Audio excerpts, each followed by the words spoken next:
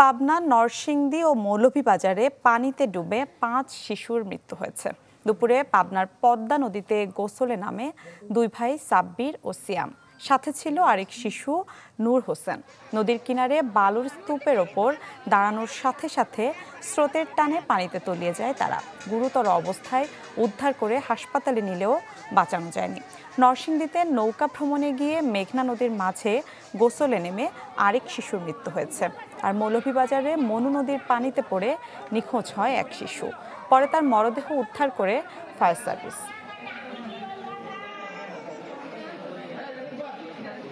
5টা বাচ্চা গোসল করতে গেছিল নদীতে বেলা 12:30টার দিকে।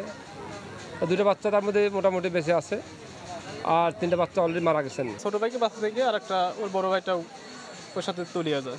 নৌকার থেকে ফাল দিছিল পানির মাধ্যমে, ফাল দেওয়ার পর ওই মনে করেন দুর্ঘটনাটা ঘটছে। নগদের কাছে সব গ্রাহকই প্রিয়, তাই তো সারা দেশে ক্যাশ আউট চার্জ সবচেয়ে কম।